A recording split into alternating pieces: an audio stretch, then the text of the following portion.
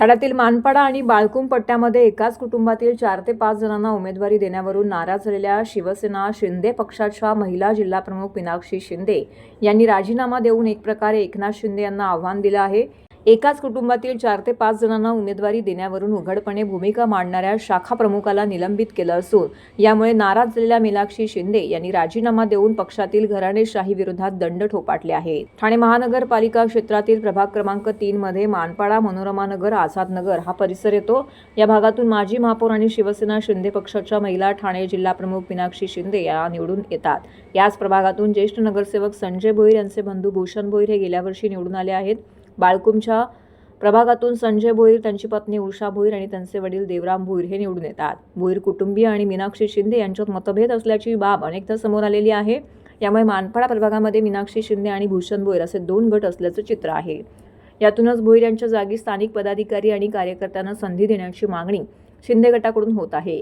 याबाबत काही दिवसांपूर्वीच मीनाक्षी शिंदे यांचे समर्थक असलेले शाखाप्रमुख विक्रांत वायचळ यांनी ही उघडपणे भूमिका मांडली होती। आम्हाला बाहेरील नको तर स्थानिकच उमेदवार हवा असं वायचळ यांनी म्हटलेलं होतं। या निमित्ताने त्यांनी भूषण भोईर यांच्या विरोधात सूर लावल्याची चर्चा होती। यामुळेच पक्षविरोधी कार्य केल्याचा ठपका ठेवत शिवसेना शिंदे पक्षाचे सचिव संजय मोरे यांनी वायचळ यांना शाखाप्रमुख पदावरून निलंबित केलं आहे।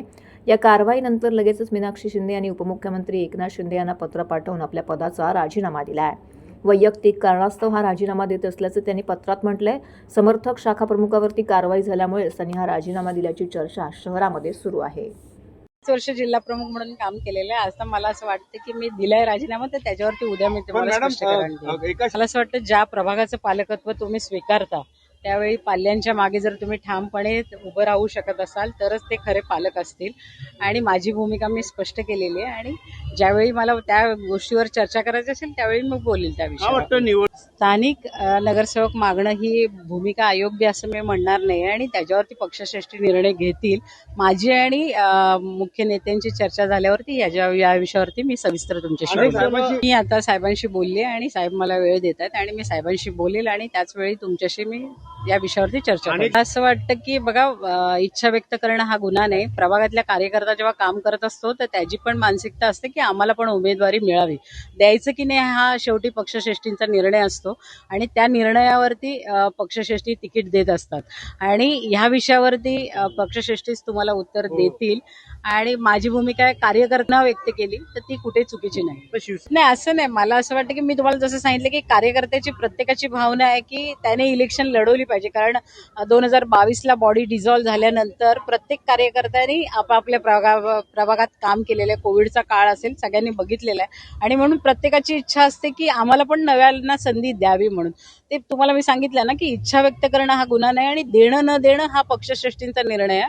ते ज्यावेळी त्याच्यावरती निर्णय घेतील त्यावेळी कार्यकर्ता म्हणून त्या कामात सहभाग घेणं हा आमचा सगळ्यांचं काम आहे। पण त्याच्यावरती आता मी काय रिएक्शन देणार नाही। उद्या मी पक्षश्रेष्ठींशी बोलल्यावरती तुम्हाला उत्तर देईन। असं वाटतं ह्याला राजकारण म्हणता येणार नाही। ही घरातली भांडणं आहेत किंवा घरात तुम्हाला माहिती आहे की ह्या धुसफूस होत असतात आणि ते आमचं घरातलं वातावरण आहे आणि ते घरातले ज्यावेळी ह्याच्यावरती सगळ्या गोष्टीवर तोडगा काढतील आणि त्यानंतरच मी ह्याच्यावर स्पष्टपणे तुमच्याशी बोलेन। तेच सांगितलं ना, उद्या मी बोलल्यानंतरच स्पष्ट करेल की ह्याच्यावरती पुढे काय होणार आहे म्हणून। आता तर मी त्याच्यावरती तुमच्याशी सविस्तर चर्चा करू शकत नाही आणि माझं प्रत्येकाला माहिती की मला स्पष्ट बोलायला आवडेल, तर आता राखून बोलण्यापेक्षा मी उद्या स्पष्टच तुमच्याशी बोलेल। नाराज माझ्या चेहऱ्यावरती तुम्हाला नाराजी दिसते का? मी पक्षाची कार्यकर्ता आहे। बघा, पद गेलं किंवा जिल्हा प्रमुख पद काढलं म्हणून मीनाक्षी शिंदे संपत नाही। मीनाक्षी शिंदे आहे तिथेच राहणार आहे।